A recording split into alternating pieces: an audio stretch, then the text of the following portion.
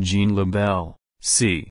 1290, February 15, 1370, was a Flemish chronicler. His father, Gilles Lebel des Changes, was an alderman of Liège, where Jean himself was active. Jean was one of the first chroniclers to write in French instead of Latin. He was a soldier and companion of Jean, Count de Beaumont, and travelled with him to England and Scotland in 1327. At the request of the Duke, he wrote Vrais Chroniques, True Chronicles, which recorded the events of the reign of Edward III. He is believed to be the first person to use interviews to confirm and supplement his facts. Citation needed. Jean gives as his reason for writing a desire to replace a certain misleading rhymed chronicle of the wars of Edward III by a true relation of his enterprises down to the beginning of the 100 Years' War. Jean Froissart was greatly influenced by him and borrowed from his texts. Jean entered the church and became a canon of the cathedral church, but he and his brother Henri followed Jean de Beaumont to England in 1327 and took part in the border warfare against the Scots. His will is dated 1369, and his epitaph gives the date of his death as 1370.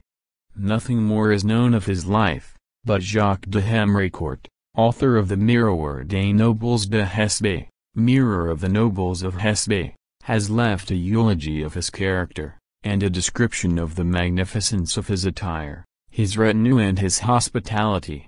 Hemricourt asserts that he was 80 years old or more when he died. For a long time Jean was only known as a chronicler through a reference by Jean Froissart, who quotes him in the prologue of his first book as one of his authorities. A fragment of his work in the manuscript of Jean d'Outremous's Le Mire des Histoires was discovered in 1847, and the whole of his chronicle, preserved in the library of Chalons-sur-Marne, was edited in 1863 by L. Poulain.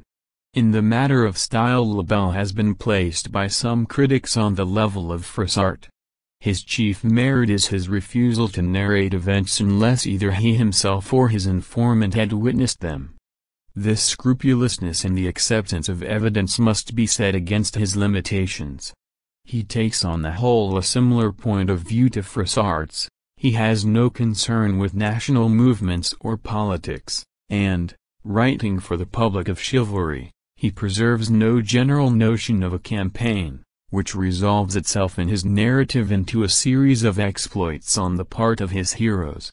Froissart was considerably indebted to him, and seems to have borrowed from him some of his best-known episodes, such as the death of Robert the Bruce, Edward III, and the Countess of Salisbury, and the devotion of the burghers of Calais.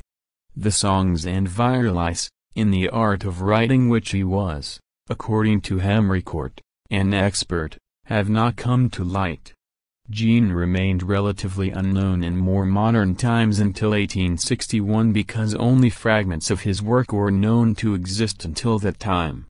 A complete edition of his chronicles was finally published in 1863.